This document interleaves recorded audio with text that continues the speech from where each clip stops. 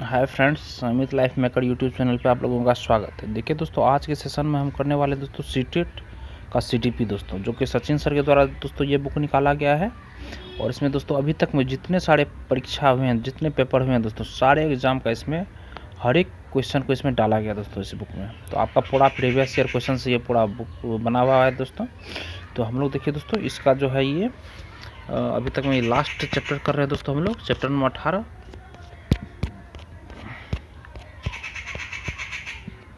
देखिए दोस्तों, अभी हम लोग चैप्टर नंबर 18 पेडागोगी कर रहे हैं दोस्तों। अभी तक मैं चैप्टर नंबर 17 तक दोस्तों कंप्लीट कर चुके हैं हम लोग।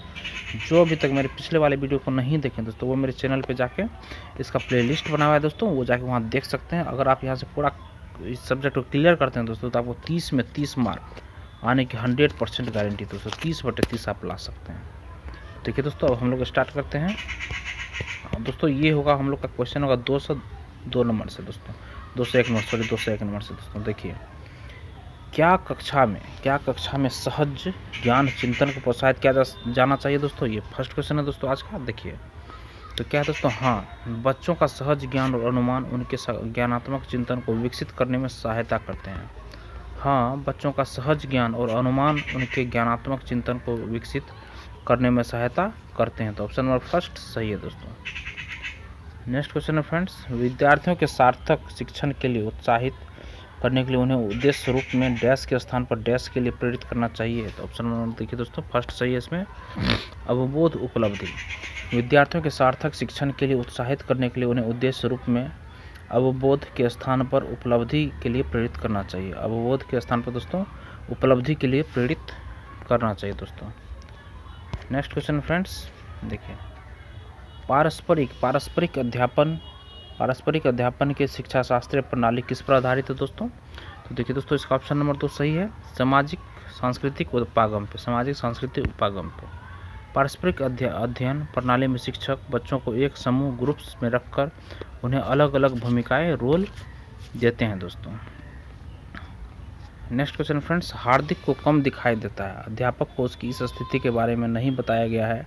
कक्षा में अध्यापक को उसके लिए उसके किस व्यवहार क्रिया से पता चला सकता है कि उसे कम दिखाई देता है दोस्तों। देखिए दोस्तों, इसका ऑप्शन नंबर फर्स्ट सही होगा दोस्तों, कि पढ़ने के दौरान आंखें मिचकाना। देखिए दोस्तों, हार्दिक को कम दिखाई देता है, अध्यापक को उसकी इस स्थिति के बारे में नहीं बताया गया है। कक्षा में अध्यापक को उसके किस व्यवहार क्रिया से पता चला सकता है कि उसे कम दिखाई देता है दोस्तों। ऑप्शन नंबर फर्स्ट सही है दोस्तों, पढ़ने के दौरान आंखें मिचकाना। नेक्स्ट क्वेश्चन है फ्रेंड्स,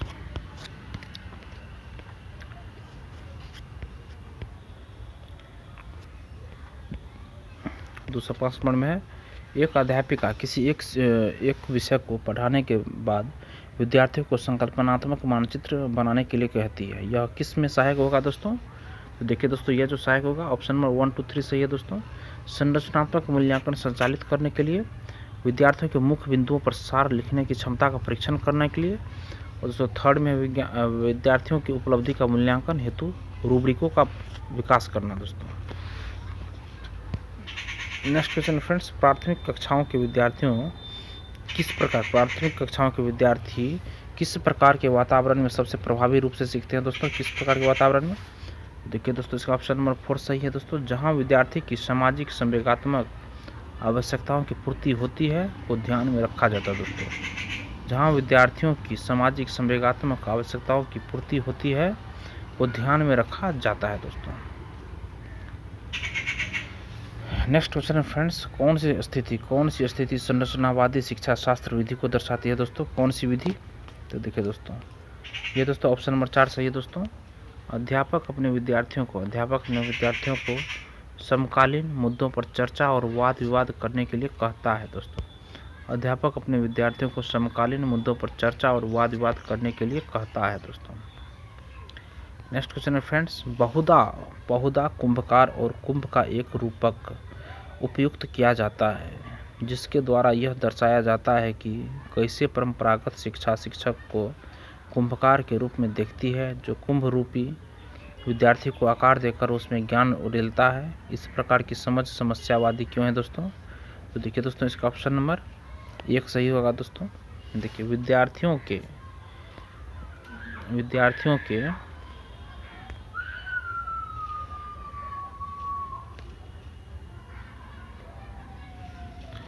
फर्स्ट ऑप्शन सही है दोस्तों। विद्यार्थियों के महत्वपूर्ण अनुभव होते हैं और अधिगम का निर्णय उनकी शिक्षक एवं समकालीन साथियों के साथ क्रिया भागीदारी से होता है दोस्तों। नेक्स्ट क्वेश्चन है फ्रेंड्स, निम्न में से कौन सी शिक्षा शास्त्रीय योजना समालोचनात्मक चिंतन में वृद्धि करती है दोस्तों। तो देखिए दोस्तों इसका ऑप्शन नंबर 2 सही है, मानस मंथन करना दोस्तों, मानस मंथन करना। निम्न में से कौन सी शिक्षा शास्त्रीय योजना समालोचनात्मक चिंतन में वृद्धि करती है दोस्तों। तो मानस मंथन करना दोस्तों। देखिए दोस्तों संरचनात्मकता को बढ़ावा देने और सोच विचार करने को मानस मंथन कहते हैं दोस्तों। नेक्स्ट क्वेश्चन है फ्रेंड्स, अभिकथन है दोस्तों ए, एक संरचनात्मक अध्यापिका बच्चों को ज्ञान के लिए विविध स्रोतों को खोजने और सिर्फ पाठ्य पुस्तक पर निर्भर न रहने के लिए प्रोत्साहित करेगी। और कारण है दोस्तों, अधिगमकर्ता सक्रिय रूप से अधिगम के लिए इच्छुक होते हैं और फलस्वरूप अध्यापिका और विद्यार्थी परस्पर सहयोग से अधिगम की संरचना करते हैं दोस्तों। इसका ऑप्शन नंबर दोस्तों फर्स्ट सही होगा, दोनों सही है और दोस्तों दोनों सही है और दोनों सही व्याख्या भी कर रहा है दोस्तों। नेक्स्ट क्वेश्चन फ्रेंड्स, उन विद्यार्थियों के सफल समावेशन के लिए जिन्हें श्रवण बाधिता है, एक शिक्षिका को क्या करना चाहिए दोस्तों। ऑप्शन सही है दोस्तों 4 नंबर, पर्याप्त गैर मौखिक अभिव्यक्तियों का प्रयोग दोस्तों। नेक्स्ट क्वेश्चन है फ्रेंड्स, एक शिक्षिका को अपनी कक्षा में विद्यार्थियों की सांस्कृतिक विविधता को किस प्रकार देखना चाहिए दोस्तों। तो इसका दोस्तों ऑप्शन नंबर 4 सही है, यहाँ 4 होगा दोस्तों, गुण जिन्हें बढ़ावा देना है। संस्कृति विविधता को किस प्रकार देखना चाहिए, तो दोस्तों गुण जिन्हें बढ़ावा देना उसको देखना चाहिए, उस हिसाब से देखना चाहिए। नेक्स्ट है दोस्तों, देखिए किसी कक्षा में धीमी गति से सीखने वाले शिक्षार्थी मेधावी और औसत जैसी शब्दावली विद्यार्थियों का उल्लेख करने के लिए प्रयोग में लानी चाहिए।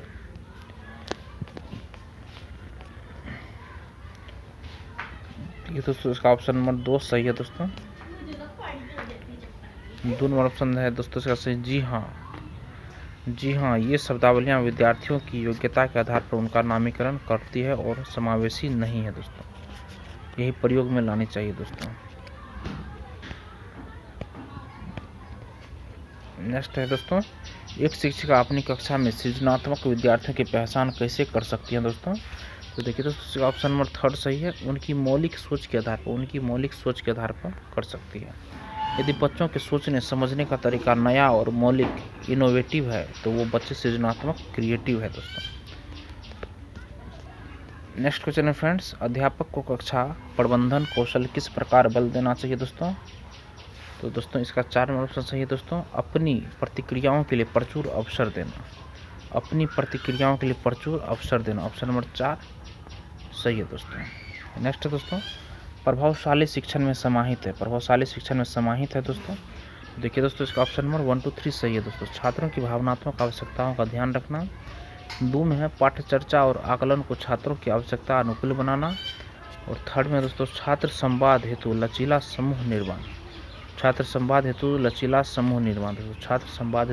समूह निर्माण। फर्स्ट में छात्रों की भावनात्मक आवश्यकताओं का ध्यान रखना, 2 में दोस्तों पाठ्य चर्चा और आकलन को छात्रों की आवश्यकता अनुकूल बनाना दोस्तों।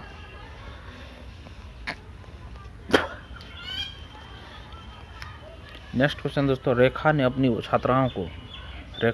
छात्राओं को भारत का मानचित्र दिया और अंतर्ज्ञान अनुमान के आधार पर मुख्य नगरों के स्थान बताने को उत्साहित किया। उसका यह शिक्षण अवबोध का उपागम क्या कहलाएगा दोस्तों। देखिए दोस्तों ऑप्शन नंबर 2 सही है दोस्तों, खोज शिक्षण दोस्तों, यह उपागम क्या कहलाएगा दोस्तों, तो खोज शिक्षण कहलाएगा।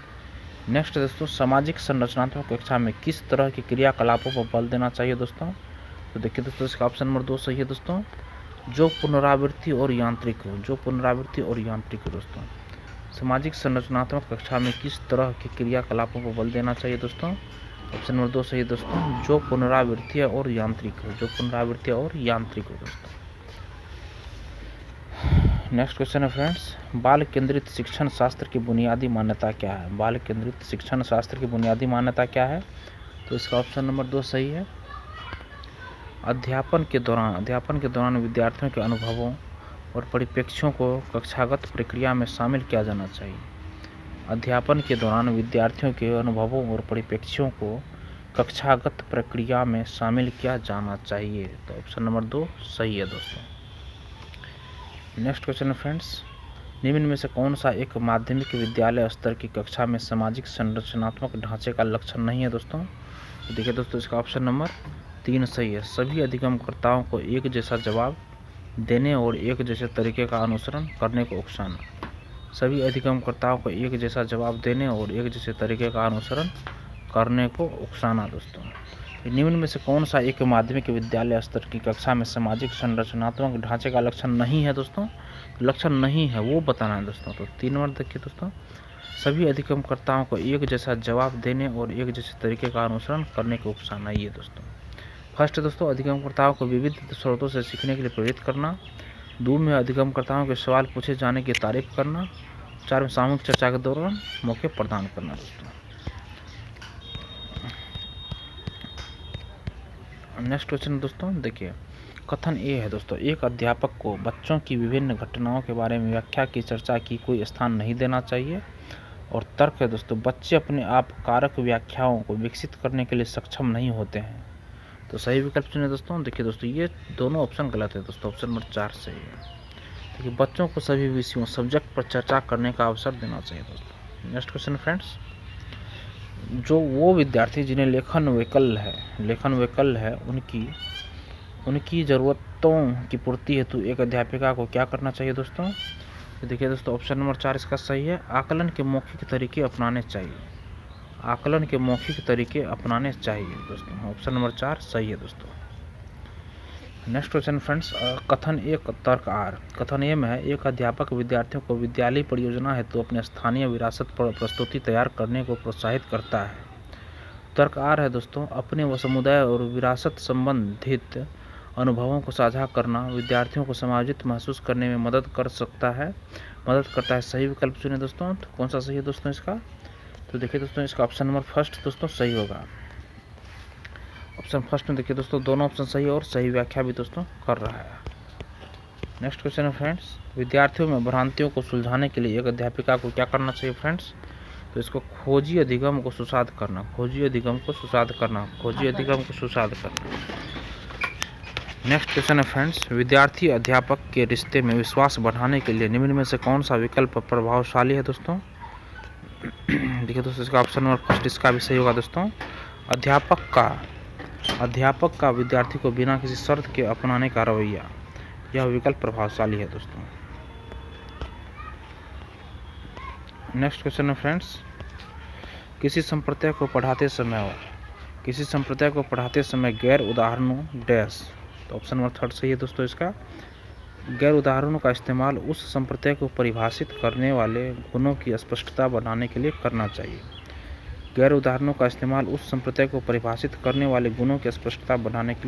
चाहिए। दोस्तों।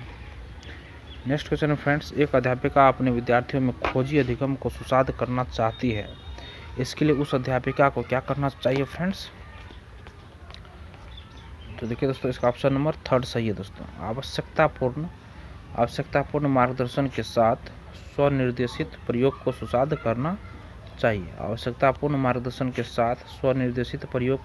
करना चाहिए। ऑप्शन नंबर 3 सही है। नेक्स्ट क्वेश्चन फ्रेंड्स, विद्यार्थियों द्वारा कक्षा में मातृभाषा के इस्तेमाल के संदर्भ में कौन सा कथन सही है दोस्तों? तो देखिए दोस्तों, इसका ऑप्शन नंबर 2 सही है। स्कूल को सभी विद्यालयों की भाषाओं का सम्मान करने की संस्कृति अपनानी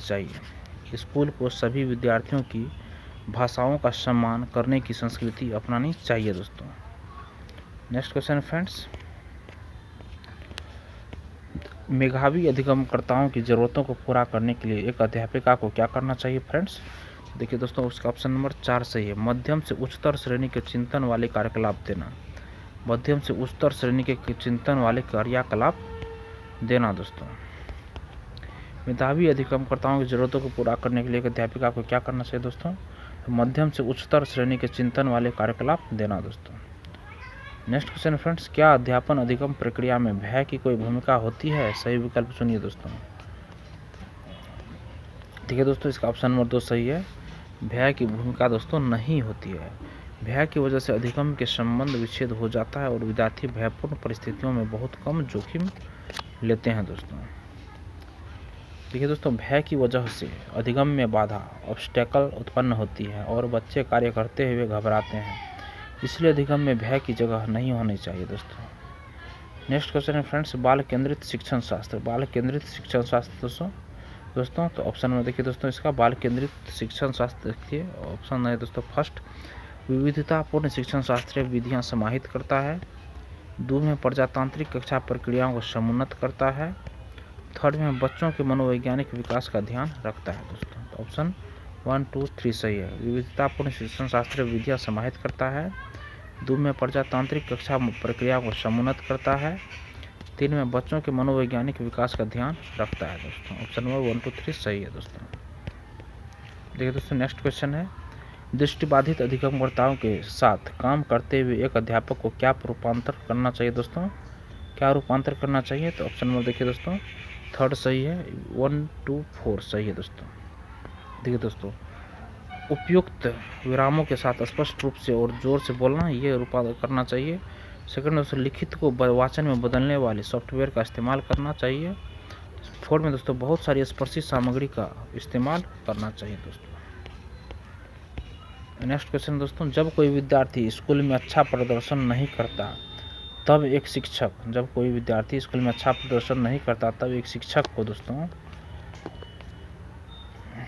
एक शिक्षक को दोस्तों 1 नंबर ऑप्शन सही है दोस्तों। देखिए, जब कोई विद्यार्थी स्कूल में अच्छा प्रदर्शन नहीं करता तब एक शिक्षक को शिक्षा व्यवस्था तंत्र का विश्लेषण करना चाहिए दोस्तों। नेक्स्ट देखिए, तो जब कक्षा में कोई विद्यार्थी अच्छा प्रदर्शन परफॉर्म नहीं कर रहा होता है तब शिक्षक को यह आवश्यकता है कि वह कक्षा में उपयोग की जाने वाली विधियों, मेथड्स और शिक्षा व्यवस्था एजुकेशन सिस्टम का सही ढंग से विश्लेषण एनालिसिस करें।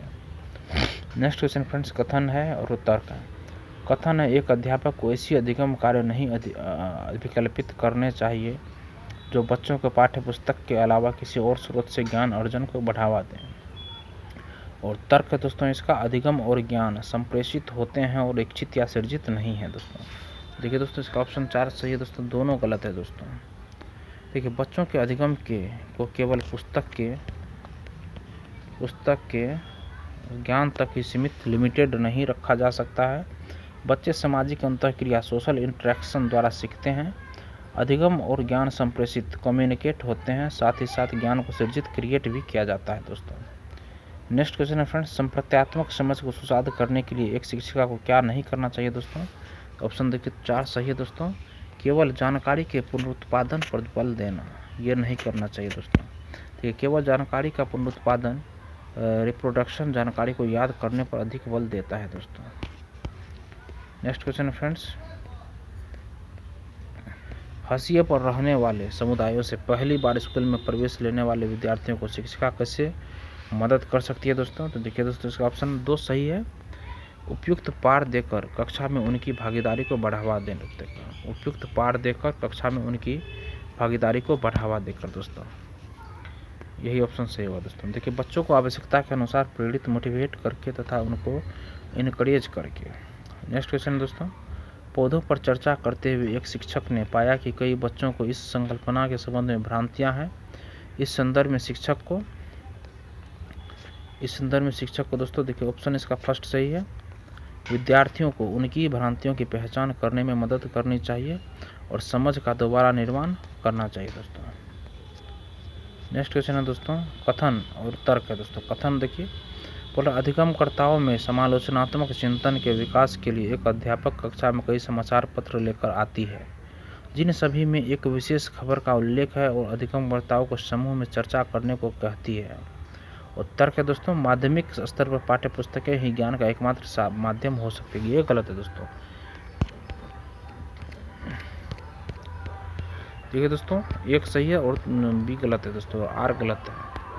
ये सही है, आर गलत है दोस्तों। ठीक है दोस्तों, किसी भी स्तर पर केवल पाठ्य पुस्तक टेक्स्ट बुक के ज्ञान पर ही निर्भर डिपेंड रहना संपूर्ण अधिगम कंप्लीट लर्निंग को नहीं दर्शाता है दोस्तों। नेक्स्ट दोस्तों, एक सामाजिक रचनात्मक कक्षा में दोस्तों ऑप्शन थर्ड सही है दोस्तों, बैठने की व्यवस्था में क्रियाकलाप के अनुसार बदलाव होते हैं। बैठने की व्यवस्था में क्रियाकलाप के अनुसार बदलाव होते हैं दोस्तों। एक सामाजिक रचनात्मक कक्षा में बैठने की व्यवस्था में क्रियाकलाप के अनुसार बदलाव होते हैं दोस्तों। एक रचनात्मक कक्षा में कभी भी बैठने की व्यवस्था सीटिंग अरेंजमेंट को फिक्स नहीं किया जा सकता है, उसको समय समय पर बदला चेंज किया जाता है दोस्तों। नेक्स्ट दोस्तों, यदि छात्र आपके शिक्षण में रुचि नहीं ले रहे हैं तो आप, ये दोस्तों इसका ऑप्शन नंबर 4 सही है, अपनी शिक्षण विधियों पर चिंतन करेंगे और वैकल्पिक विधि का प्रयोग करेंगे दोस्तों। अपनी शिक्षण विधियों पर चिंतन करेंगे और वैकल्पिक विधियों का प्रयोग करेंगे दोस्तों। नेक्स्ट क्वेश्चन फ्रेंड्स, अभिकथन ए है और तर्कार है। अभिकथन है दोस्तों, एक अध्यापक को अपनी कक्षा में वैयक्तिक भिन्नताओं को पोषित नहीं करना चाहिए। और तर्क है दोस्तों, प्रगतिशील शिक्षण का उद्देश्य यह सुनिश्चित करना है कि सभी बच्चों को एक रूपी तरीके से निर्देश दिए जाएं और मानक विधियों से उसका आकलन किया जाए। ऑप्शन देखिए दोस्तों 4 इसका, दोनों गलत है दोस्तों।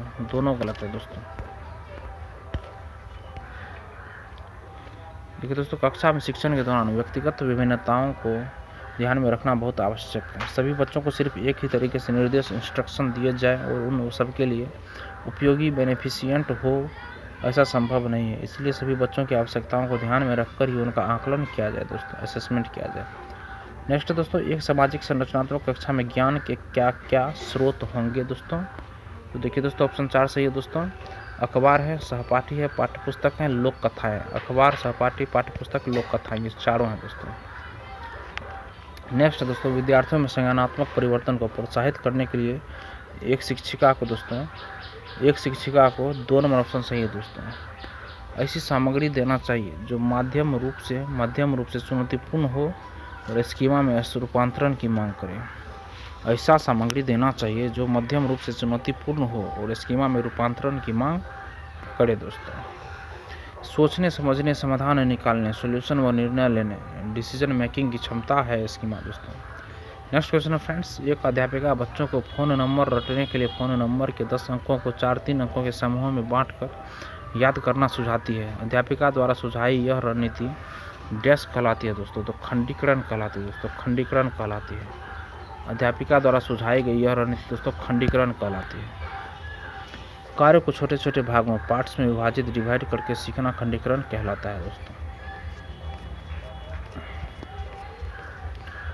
नेक्स्ट क्वेश्चन फ्रेंड्स, एक शिक्षक होने के नाते आप अपने छात्रों में समस्या समाधान क्षमताओं को किस प्रकार सुशांत कर सकते हैं दोस्तों। तो देखिए दोस्तों, इसका ऑप्शन नंबर 3 सही है, समरूपों के इस्तेमाल को बढ़ावा देकर दोस्तों। बच्चों में समस्या समाधान प्रॉब्लम सॉल्विंग की क्षमता को बढ़ाने के लिए दिए गए विषय पर उन्हें विश्लेषण एनालिसिस करने का अवसर दिया जाना चाहिए। नेक्स्ट क्वेश्चन फ्रेंड्स, बच्चे अक्सर विभिन्न संकल्पों के बारे में वैकल्पिक संकल्पनाएं और भ्रांतियां गठित कर लेते हैं। इस संदर्भ में निम्न में से कौन सा कथन सही नहीं है दोस्तों। देखिए दोस्तों, ऑप्शन नंबर 1 दोस्तों सही नहीं है। एक अध्यापिका को बच्चों द्वारा गठित वैकल्पिक संकल्पनाओं और भ्रांतियों को सख्त रूप से हतोत्साहित करना चाहिए दोस्तों, गलत है दोस्तों। हतोत्साहित तो कभी करना ही नहीं चाहिए दोस्तों। नेक्स्ट क्वेश्चन फ्रेंड्स, एक अध्यापिका अपनी कक्षा के लिए लेव वैगत्स्की के सामाजिक संरचनावादी सिद्धांतों पर आधारित शिक्षण अधिगम प्रक्रिया तैयार करना चाहती है। उसे भिन्न में से किसके प्रयोग से बचना चाहिए दोस्तों। तो देखिए दोस्तों, ऑप्शन नंबर 3 सही है दोस्तों, अधिगम के आकलन के लिए मानकीकृत परीक्षाओं का इस्तेमाल दोस्तों, इससे बचना चाहिए दोस्तों। मानकीकृत तो करना ही नहीं चाहिए दोस्तों। और नेक्स्ट क्वेश्चन है फ्रेंड, किसी प्रगतिवादी कक्षा के बारे में एक अध्यापिका का क्या विश्वास होना चाहिए दोस्तों। तो देखिए दोस्तों, ऑप्शन नंबर इसका 3 सही है, कक्षा में विद्यार्थी अपने साथ विविध प्रकार के समृद्ध अनुभव लाते हैं दोस्तों। नेक्स्ट क्वेश्चन फ्रेंड्स, एक शिक्षक 1 महीने की अवधि के अंतराल में विद्यार्थियों को निबंध लेखन के लिए कई ड्राफ्ट लिखने के लिए सहयोग देता है। यदि यह शिक्षक प्रत्येक विद्यार्थी के सभी ड्राफ्ट को ध्यान में रखता है और उन सभी ड्राफ्ट पर काम करने की प्रक्रिया को भी मान्यता देता है, तो इस प्रकार के मूल्यांकन को क्या कहेंगे दोस्तों। इस प्रकार के मूल्यांकन दोस्तों रचनात्मक कहेंगे दोस्तों, रचनात्मक। नेक्स्ट दोस्तों, और आखिरी है दोस्तों आज के सेशन का, देखिए पाठ्यक्रम को जल्दी पूरा करने के लिए एक शिक्षिका हमेशा अपनी पसंद के ही कुछ बच्चों को उत्तर पूछ लेती है। शिक्षिका द्वारा किया गया यह कार्य दोस्तों, ऑप्शन में देखिए दोस्तों थर्ड सही होगा, विद्यार्थियों को समान अवसर की उपलब्धता से वंचित करता है। विद्यार्थियों को समान अवसर की उपलब्धता से वंचित करता है दोस्तों। पाठ्यक्रम को जल्द पूरा करने के लिए एक शिक्षिका हमेशा अपनी पसंद के ही कुछ बच्चों को उत्तर पूछ लेती हैं। शिक्षिका द्वारा किया गया यह कार्य दोस्तों, ऑप्शन थर्ड सही है, विद्यार्थियों को समान अवसर की उपलब्धता से वंचित करना है दोस्तों। ऑप्शन थर्ड यही सही है दोस्तों। अब देखिए दोस्तों, अब जितने क्वेश्चन बच गए दोस्तों नेक्स्ट सेशन में करके, नेक्स्ट सेशन में दोस्तों सारे क्वेश्चन को करके इस चैप्टर को कंप्लीट करेंगे दोस्तों। ये बुक जैसे हमारा कंप्लीट होगा दोस्तों, फिर से इसको रिवीजन करेंगे दोस्तों।